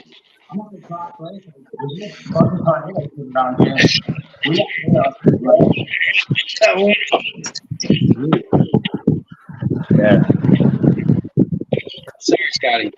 It's got one eye. Yeah. Just kidding, yeah. Ronnie, what up, brother? How you doing, man? Doing well. You guys. Move your camera up a little bit, bud. Oh, Ronnie, how you feeling, man? There you go, dude. The man, the legend, Ronnie Hill. Hey. My, Destruction. I'm feeling all right, but just kind of tired all the time now. I don't get much sleep. I try to get much sleep, but then I get only a few hours and I'm nodding off every time I'm talking about even text and stuff. Now my fingers, my hands are starting again. It sucks, but hey, I'm alive. Hey, man, we're praying for you, brother. How the ladies doing? Hey, What up, dude? What's going on? Had to get the kids situated. it's the gingerbread man. Hey, we're gonna try to get some of that stuff going on in the mail. Unfortunately, these bars are all chocolate topped and stuff, so that's probably gonna be a bit of a mess when they arrive for people. If you pop them in the fridge or freezer, it'll firm up and you can pop them out. But the next batch, I'm gonna do something with no topping on them, so it doesn't melt in the mail. But Dude, it all tastes the same, dude. Yeah. It does the same job. Yeah. Very good. But we have some to give away, and then I have another friend of mine that just donated some stuff. I'm gonna give half of it back to him for him and his lady, and then keep painting for myself, and the other half will be for donating too. So we'll have some other stuff coming out here in a little while. That's Trying epic, to dude. come out with a trail mix of some sort, something a little bit on the healthier side, so you're not eating like chocolate for breakfast. Right. Yeah. It's a good Makes idea. sense. It's cool for like the first week or two, and then I feel like mom and dad are home, and I need to start eating something healthy again. Yeah. Right. Just throw some nuts in that shit. Yeah, there you go. Isn't that the answer to Eat a salad, call it good. salad is good. I like He salad. says no. He said no. Hang No. on a sec, guys. Ah. Just straight to the down. How's it feel? Why do you Shoup, look get back like, to work. why do you look like Tony Iommi, Donna? Tony Iommi, really? Thank you. I know who this You don't know who Tony Iommi is? Yeah, of course I do. Plays Black Well, Sabbath. no, Shoup doesn't. Oh. Shoup, Tony Iommi's the lead guitarist for Black Sabbath. Yeah. His real name is Frank. You know, I know Ozzy. Ozzy. It's terrible. You're older than I am, and you don't even know. That's I fucked up. wasn't into that bang your head stuff really until I got into marijuana in the late 80s or something, 90s. I don't remember. And I had the cannabis when I was 13. That was 1986. And you know what metal freaking rules, man. Are you getting owned over there, Dakota? Not happy Yep. with her TV show. And it's not on Netflix, so she doesn't know how to work the direct TV and was all mad at me. You need to make sure, always, that you have the show that they want to watch on. Yeah. Well, she picked Dakota, it, you man. gonna come and see it? You gonna come and see it this weekend? In Duluth? Dakota. Yeah. You better. Yeah, no shit. You didn't last time. Come into Duluth, dude. What day? Yeah, what's going on? Saturday. Sunday. Saturday. Friday. Depends Friday on and the weather. Depends on the weather. Yeah. If Yeah, it's really nice out, I'll be painting my life away. Oh. But if it's So raining, you'll come and see us? If it's raining, I'll come down. Yo, what's that? Is that yours? Yeah, it's Amnesia Haze. Oh, Is nice. that the one that started flowering early? Yeah. It looks good. It looks beautiful. Yeah. One of my good friends wanted that too. Have any of you That's, guys ever used a T-check for checking THC potency in your flower or edible? Nope. Because I got one and it worked really well against the flower that I knew what the potency was, and checked mine. And I mean, for $300, the thing seems to work pretty good. So you can Yeah, actually as get long as- potency testing on your edibles. Yeah, like you said, as That'd long as be you're worth checking buying. it up against something to give it, to get some kind of boundaries on it to compare Yeah, your it's like stuff against. But you go to a dispensary and get a jar from a dispensary and yeah, test couple that. jars, couple edibles, test their stuff, Yeah. and then test yours. And at least you're on ballpark. That's nice to know. Right. And I think it's also good in growing different strains or the same strain multiple times, because then you can see if you are actually increasing the potency with what things you're changing. Yeah. Yep. How's it work?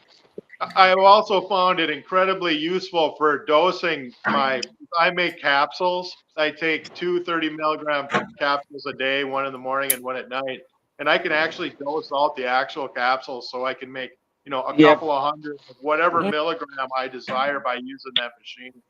Is that Yeah, what it is? I've read That's the one. reviews on that exact one.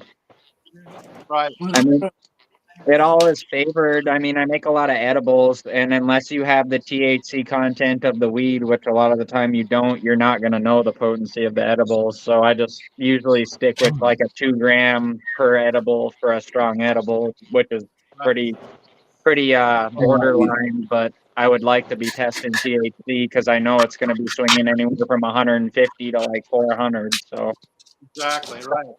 So the thing about that machine is they offer like an add-on for testing flour for like another $100. All it is some 99% alcohol, a little scale, and a syringe. I mean, it's just a waste of money. Buy your own alcohol. Everybody's got a little scale. yeah. But so the basic unit was pretty cheap, and I've had great luck with it so far. Well, I might have to send you a bar, and you can tell me how many milligrams they are. Right. See if it'll run it. It should run it, yeah. So what is the process of that? How does that work? It's light. So what it does, so in order, like for example, testing flour is you take, I usually do about 0.3 of a milligram of flour into a small beaker, and I cut it up. I don't do it in a grinder, don't do it with my fingers, so you don't get any of the crystals or anything on your fingers. Put it in the little beaker, and then you put 10 milliliters of 99.9% alcohol in it. And then I put it on my magnetic stirrer for 10. Then after 10 minutes on the magnetic stirrer, you take a couple drops and you put it on the slide. And then you put it in the machine and it'll read on your phone what the THC percentage of the flour is. On your phone. Yep. I'm reading about it right now on Amazon. That thing's fucking awesome. Yeah, it's working great. I've had great luck with it. And like, you know, my last batch, myself and all my friends kind of estimated that one came in at, you know, the 18 to 21 range on on the majority of those. That's what they tested out to. So it was pretty cool. I thought. So far, it hasn't said something that I thought was weird. Yeah. It's just rubbing alcohol and you put it on a little slide and put it in this thing, huh? That's it. Yep, exactly. You got to use the 99.9% alcohol. And then one good tip is, you know, they'll say to grind the weed, but don't grind it in a grinder. Just, you know, because you want all that. You don't want to get any of the crystals in the grinder. You want to see exactly how much THC is in the flour. It also matters how dry the flour is. You wouldn't want to over dry it or you're going to get too high because there's less water percentage. So I'd say a 60% or 62% relative humidity in the cannabis itself. That's what I've been using roughly. Okay. I don't know what people like, you know, say I like 62. I've seen people go down as far as 58% when they're curing, but I you wonder just what don't it's want it overly dry when you test the weed. reading But it's to, also good for, it'll do hash, it'll do concentrates, it'll do all kinds of stuff. huh. I wonder what it's reading when it does it. I mean, I guess I'm confused. Like, It's chromatography. What is it, honey? Chromatography, I guess, is what it's called, where they run the light through and they can read the THC in it. I suppose it can tell by the melted trichomes in there, probably the density or the density of them or something. I think it's what is it? Mass spectrometer. But it's only looking for THC or THCA or CBD. So Have you tried different sections of the plant from like the top to the bottom and seen if there's a different reading between the same plant? I'm sure they would. So I always take the nice tops that look the best. That's all I've done. I haven't done a whole plant yet. Okay. But, yeah. Yep. Right. That's what it does. Yeah, Frostbite. Quit goofing around.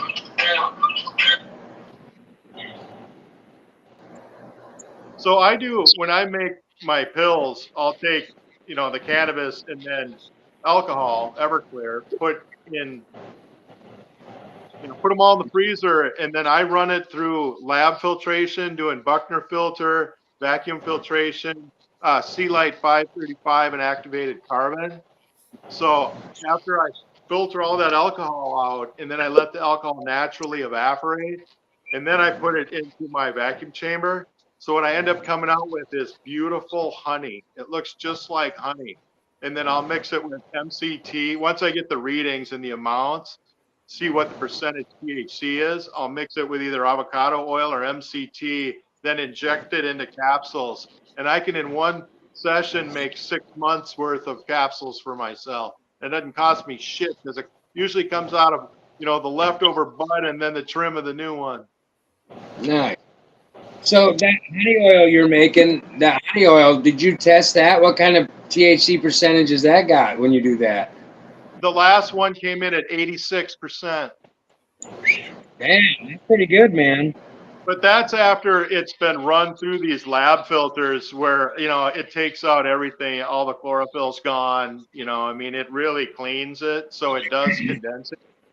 And then using that number in the machine, there's formulas where you can actually figure out dosages with the software on your phone. So I'd say it's 85%, and I add 3 milliliters of MCT, and I inject it into a 0.37 milliliter belt capsule. It'll be 28 milligrams of THC, and it works. Sick. Nice. Yeah, dude, it sounds like you really got that down. That's like the next thing. I've been doing the edibles for like a long time, and I want to start making my own FICO, and then I want to do distillate and stuff and start making edibles with that so I can push my potency way higher. Yeah. I'd like to be making like 1,000-milligram chocolate bars and stuff like that. Hell yeah, dude. That's my I, speed right there. We'll get you. Before I I got- just got to get it figured out, man. I don't know if you saw the first part of this, but before I became disabled, I was a chef and I owned a food manufacturing company. So I had my food products in grocery stores in 300 stores in 7 states. So what we were making is vegetarian, all natural vegetarian and vegan soups that we were selling in the deli sections. So I got a hell of a lot of experience in food, but not in actually the THC food, which I think is kind of interesting in edible. But it's the same idea. It's all the manufacturing processes are all going to be the same. So Math, man. Math and science. and and then when you build into it, as the bigger you get, then you start getting into the food safe certifications that are necessary, and then you're going to have inspections and all that kind of fun stuff. But Yep, you it's have to not have bad, just backing so you on where all follow your all the products coming from and everything like that, and batch numbers and order number and everything. So, Yep. We would buy our Um, ingredients, with 100-gallon vats of diced tomatoes. And for Homeland Security, all that had to be tracked going into a food manufacturing plant because we were worried about people poisoning our food supply. yeah, see, that's all the hoops that you have to fucking jump through that make it impossible for the little guy. Right. Yeah. But it is important, a lot of the food safety stuff as a chef, I took extremely seriously because I It would hate needs to to kill be. I mean, someone. my whole kitchen's clean when I do this stuff. Everything gets alcoholed. I wash my hands. Everything's clean. I'm Okay, very, but I'm very the anal. thing Everything is, gets though, cleaned between batches. Nothing gets mixed around. If I lick a spoon, it goes in the sink. I'm not like mixing shit in there. you do. But how many people that make stuff that don't and Right. don't clean and don't have the same health and cleaning procedures that you follow? They just I throw worry things about that, together dude. willy nilly. You know what I mean? So you see, So I'm you showing do need pictures of those my kind of kitchen things. with all the stuff laid out. It's proper preparation. Everything's Yep. clean. Everything's out. Everything's laying there. I'm not digging and shit with hands and touching stuff and opening cupboards. It's all there. Yeah. Yeah, see, but what you're saying is absolutely true, and that's my fear too. That's why there absolutely has to be the standards across the board.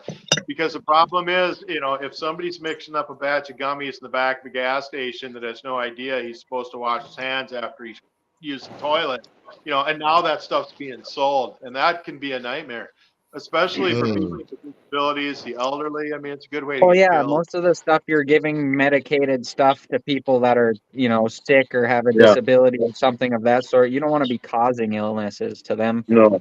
That's a Yeah. big majority of High-risk why I want to start doing all the edibles organic and stuff. It's going to cost more, but you're consuming something, you should be consuming organic stuff. All the dispensaries have jacked up colored dyes in all their shit when you're an adult. Garbage, dude. You're not marketing to children, you're marketing to adults. If you're going to use colored stuff, it needs to at least be fruit juices and vegetable dyes and Fruit stuff, based, not yeah, for synthetic. sure. Right. So Absolutely, dude. in Ohio at my job, we a lot of the gummies we carry, I say fucking 95% of them are all like, vegan, fruit based, like colors and all that. But one of the cool things that we have, which I was going to say, you should maybe try to look into making as a way to infuse stuff, is we have this THC dissolvable powder. Yep, I And had a buddy making stuff with that, man. It's Right. awesome. I love it. I put it in pancake mix. I put it in eggs. I put it in everything. So I think that's the new thing. if you can put it in, if you can get it dosed high enough, and you can make your edibles with that, it's tasteless. You know what I mean? It's odorless. So all I your wonder how they're edibles. producing that. What was that? I wonder how they're producing that because it's just like That's a what I'm saying. Like THCA powder. I don't know. I don't know exactly what it is. I think there's corn. I think there's some cornstarch involved. I know that But- Vireo was looking into it. Vireo's been talking about it for a while. They're probably testing it. But that's that's a huge thing. That will be really cool. It's really cool. Yeah, If it's priced right. we can't keep it on the shelves at work. Like it's great. I work at a medical dispensary in Ohio. Yeah. Yeah, slick. Yeah, I was in Missouri for quite a few years. I just moved back to Minnesota right before wintertime. I was in Branson, Missouri, and they had just gone recreational, and I had my med card there for like 3 years. So I had some pretty good hookups in the dispensaries there, and they had some pretty damn good stuff coming through there. Yeah, like there's a company. Oh, here the heels here. Whoa, whoa. Oh, yeah. What up, boys? What up, dude? What's up, guys? Hey, How you how's doing, everybody man? Sorry, we're late a little bit. You can stay for a minute. How you doing? Yeah, we're just smoking out, dude. I actually have Harvest and Hash here with me, dude. We're just smoking some hash, dude. We're about to smoke a J too, dude. Hell yeah, my guys. That's what's up. Yeah. Bobby over here and everything. I did hear about that THC powder, man. Like, you know anybody that's manufacturing any of that right now? Or? I mean, the only place I mean, I'm in Ohio. I know like one company in Ohio that is making it. It's I think they're what is it? Grow Ohio is the company. Grow Ohio. Okay. And it's fire. I'm gonna talk to my cousin out in Massachusetts. He's really big in extraction, and it really does helps all our distillate and stuff like that. Maybe you can get a little insight on that. That'd be really cool because I heard that, and I know that would go really far having that. They have THC powder. Yeah. We have all like I want to say like we have a indica, we have a sativa, we have a hybrid, we have a indica CBN, we got a hybrid CBG like 1-to-1. It's really good.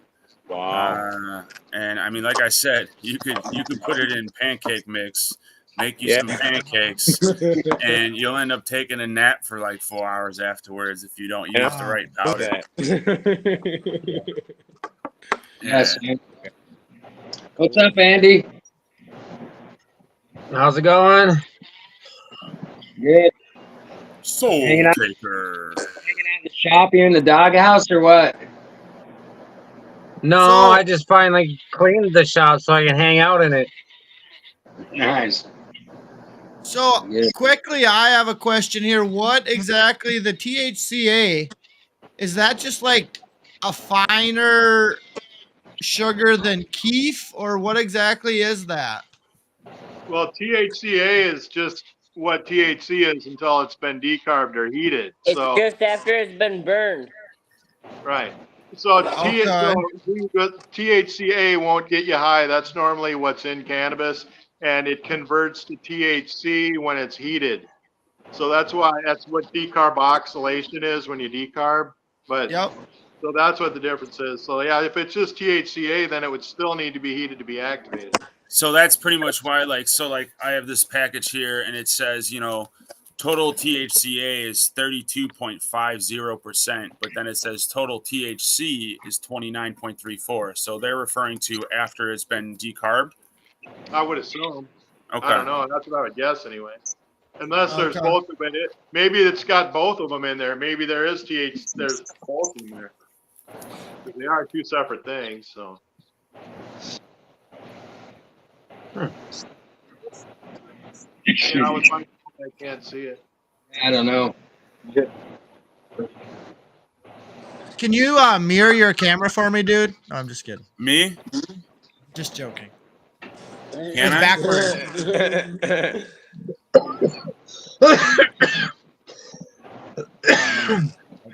jar too, but didn't say.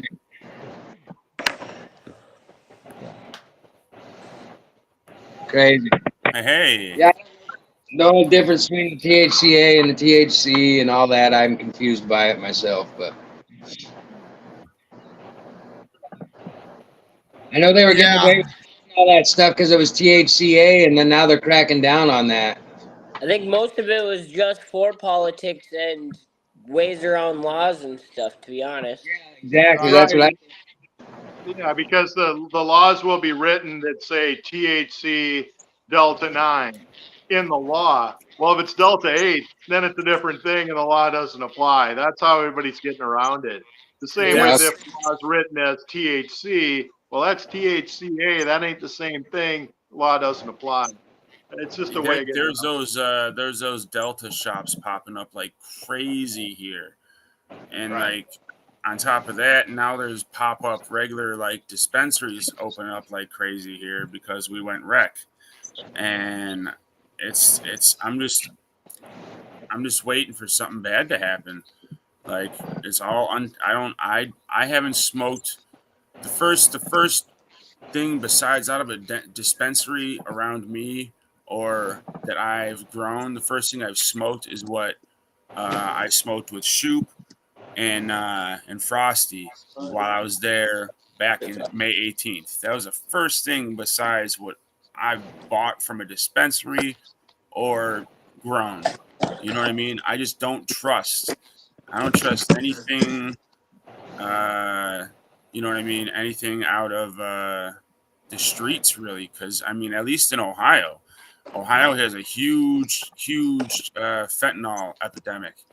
Yeah, man, that's crazy. I have a friend here who's a substance abuse counselor, and she talks about how she has patients on the regular that end up going to the hospital because they get a bag of weed that has it's laced with fentanyl. It breaks my heart, dude, that people are out here now lacing freaking cannabis with freaking fentanyl too, dude. It's just they've been lacing weed with fucking shit for fucking ever. But the fact that they're going to such an extreme, that's why my brother won't smoke it. You know, and that's what I really mean too, right? The fentanyl is that shit is just killing people. Yeah, my brother had a bad trip once, saw the devil and everything, and won't ever touch it since then because somebody laced the stuff that he used. That's crazy, dude. Unfortunate. Yeah, it sucks.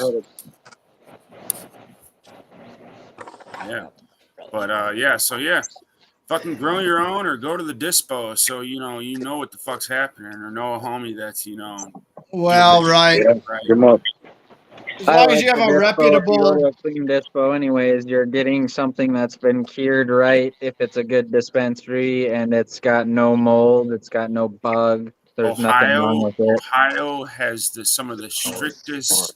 Some of the strictest testing fucking protocols. For cannabis. Missouri's bud was really clean, man. They Synth and Illicit and a bunch of other good brands. Their stuff was just super top notch. This is some of the stuff out of Ohio. It's this brand Kind, and they do an amazing job. Super amazing job. Yeah, I know at one point. I know at one point I had heard from a source or a buddy of mine that out in California, all these big operations, they're even down to like 10-day cures now. Which just tells you how quick they're pushing all this shit out the door, dude. And it's not even proper, dude. Just to treat the shit that way. There are a couple companies in Ohio that I'm pretty sure do like one of those like what is it, like a cryo cure, where they're using pretty much like a cryo system and they cure it real fast, and then they introduce a little moisture back into it so it's not completely brittle and crispy. Kind of like a Canatrol. Like that, but it's actually like it uses like some type of deep cold technology as well. And it's okay, but Still gotta come back. it's not. I don't think it's worth fucking ruining that plant and that you just spent all that money fucking growing. You know what I mean? It's Yeah, not. that's If it, I don't know, like, because the stuff that they're using it on is like the super pretty stuff. You know what I mean? They're not using it on like their lower end products. And if you're gonna be paying top dollar, I want that shit to be perfect in every way. And there's a lot of terps doing that. oh, it does. It does. It Yeah. kills the terps, just like a canatrol. You know what I mean? Canatrols, they kill terps. Majorly, dude. You Yeah. got Yeah, look at the dry and cure time on a canatrol. It's way too quick. Oh, No, way yeah. too fast, dude. When I did my last two, actually the last three, when I hanged the last three batches, I just off of Amazon, I went and got a fan controller. And because it was in winter in the beginning here of spring when it was cool, I had the fan controller set at 58 degrees in my tent. And then I had my humidifier set at 60 to get the 60-60. So the fan controller would just suck air, even in the winter, into my tent, get the tent to 58, shut it off. Then when it got up to like 64, it would turn back on. And it only cost me like $20 plus the humidifier I already had. And it keeps my tent in the 60-60 zone. I've done 3 hangs on it, average 10 to 14 day hangs. And then I would put them in the jar to cure. But it was only $20 and I'm using outside air that I filter. I filter the outside air coming in, but You got it dialed in. 60 and it was like $20. That's awesome. good info. How your outside's doing, Dakota? We didn't get hit bad here, haven't yet, I guess. About 45 minutes away, my uncle's car got the whole roof. Looks like someone beat it with a ball peen hammer and broke the windshields and stuff on it from hail. I mean, they got hail like baseball size. Yeah, But, that's what we Jesse didn't was get saying. nothing, and the plants are covered, so they should be all right. It got all dark, started raining for a second, and then it just went right on by. What do you got there, man? Ours What's this fizzled one? down and then went right around us, so. I don't know. Hell yeah. What is Chicken that? poop or something? Purple milk. Purple milk. Purple milk. Yeah. Yeah, this one's just drying right now. Nice. That's the rest of it. Then we got some other stuff, like green crack. It's smelling really good right now. Like 2 weeks into cure. You take a You need to get a can of control. That's what we want to do. You were talking bad about them. No, just Right. Well, We're just talking poorly about them, and you want to go buy one. I know, man. Well, I mean, I want to do something, like I saw that there was one gal here in Minnesota that's taking like these totes and trying to make her own. Yeah, I saw that too. Do you see that post? There's already another that. company that I already guess I'll sells try them her same out. Maybe thing. instead of spending like $2,800, So I want to say there's a gal that actually posted on the Iron Range Cannabis Growers page. She's been making those out of totes for a couple of years now, and she has them for a very fair price.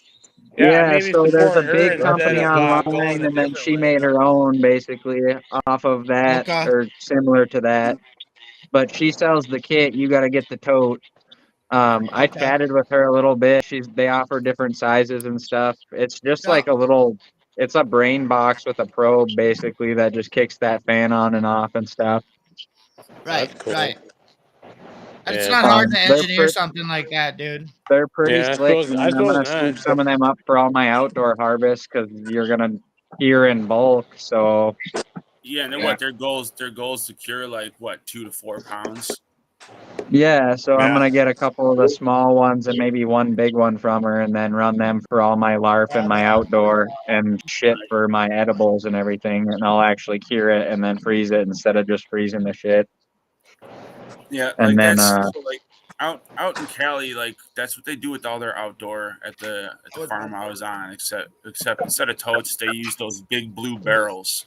All right, Yep. and they set everything up that way, and they have like instead of one fan on there, there's 4 fans. There's two small ones up top, 2 at the bottom, and they have like rods that go through it, so it keeps a little bit of air throughout all that bud that's inside that big ass blue barrel. Because they started by just stacking it all in there and filling it up, and they were dealing with all kind of mold problems. So they started putting these rods through there, like pretty much like sticks, a bunch of sticks crossing, and they're on wheels, and they set them in there, and the buds fall through, and it keeps air separated, and yeah, that's what they do. It's a big ass curing tub, but they're able to do like fucking 3 pounds in like 6 days. So I got a question for you guys. Do you guys wash your outdoor before you hang them? I saw somebody posting about that, and I thought that was a pretty good idea, where they're doing 3 buckets, one with cannabis juice, another with hydrogen peroxide and water, and just water, and they would just run the buds through there before they would hang them to get any of the dust, dirt, and crap out from outdoor. Does anybody else do that? If you're not growing in a greenhouse, it's a really good idea for sure. Open air would be really wise to do something of that sort. Yeah, but I've never had any bug problems. Yeah, your trikes aren't going to come off or anything. I mean, that shit gets beat around in the wood or in the wind and the water and everything anyways. You just have to make sure they're getting dried properly after, so you're not running into mold. But Yep. Right. Yep. Same thing with those blue buckets. I'm gonna try that. They'd have 3 blue buckets, and they would just take the whole plant, and they would dunk the whole plant, take the whole plant, and dump it down in there. Have a good one. Peace out. We'll see you next time, okay? Later, dude. Have a good day. But yeah, they have 3 buckets, and it was like a wash, a stanny, a rinse. You know what I mean? And they literally take the whole two of us would take the whole plant, holding each side, and we'd dunk it, and then they'd flip it back upside down and let it dry out like that. Sun would hit it, and dry it out. You'd be good. Right. Yeah, the post that I saw in the grow group was, I think they're using the first bucket had lemon juice, then the next bucket had hydrogen peroxide, and the other one was just water, and you go from bucket to bucket to bucket.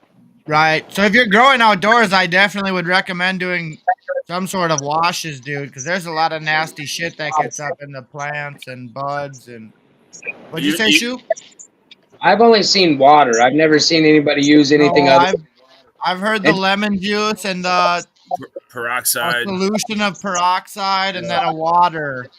And it's like a 3-dip. Post on like Minnesota home growers or something of that sort for the outdoor on that, and there's a couple people on there posting on there, but there was one guy that seemed like he had done it quite a few times, and he had his whole repertoire of how he was doing it. Explained in like the 3 or 4 different, I think he did 4 buckets because he did 2 final rinses after the first 2, which were like peroxide and then lemon and water and then just water and then the final clear water, your clean bucket. Yep. But he was explaining it the same way basically. It's obviously on what and how much percentages, and it was very little. I mean, it was like a cup to 5 gallons or whatever, Correct. That's what I was gonna say. It's super diluted. Pretty sure it was a quarter. I think it was a quarter for each 5 on lemon peroxide, and then the other one was water.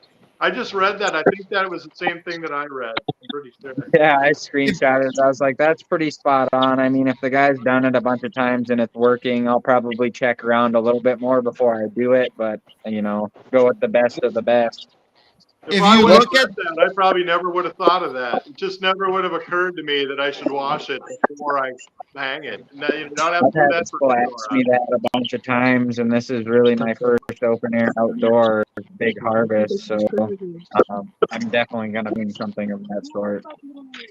If you look at the water in the first 2 buckets after they get done washing, the water there's a lot of nastiness in there.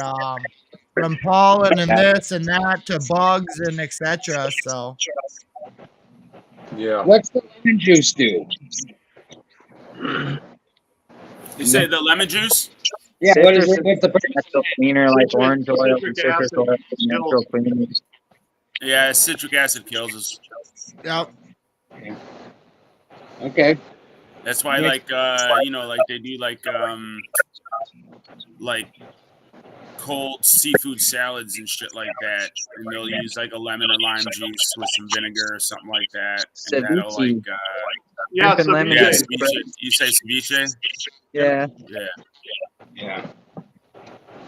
Yeah, like if all my cleaners in my house are just water, couple drops of organic natural dish soap, some alcohol, and then some lemon or orange juice. That's And good. it just the alcohol helps it evaporate. You don't put very much soap, so it doesn't leave anything behind. And then the water and the oil or the lemon juice is your base and your cleaner. So. Yeah, straight vinegar and water does pretty good too. Yep, that's what I do. It's just a mixture, basically. You know, vinegar, water, alcohol. You add the rest, a couple drops of soap, and then your lemon juice or whatever. It's just your home cleaner, like something you'd buy at Walmart, but not full of a bunch of shit. Right. I'm gonna take off, so I'll see you guys later. Yeah, it's time we should probably get ready to cut this off here pretty quick anyway. I can see Patrick falling asleep on us. We don't want to bore him. Sure. But thank you guys so much for coming out and everybody that participated this season. And Frostbud, thank you so much for putting in all the hard work, my friend. Yeah, thanks for inviting me. I really Bud. appreciate it. Yeah. Absolutely, dude. Way I to be, appreciate man. everyone, all the viewers, dude, all of the special guests, all the sponsors, dude. Mostly, I appreciate you, Ryan Shoup. You're the man, dude. Yeah. Bro, Thank you. The man. I'm So I'm not. gonna end the stream, dude. Here, I appreciate you coming on tonight, Patrick. Yeah, thank you. I'm gonna end the stream and we can hang out for a few minutes, and then probably gonna call it a night here.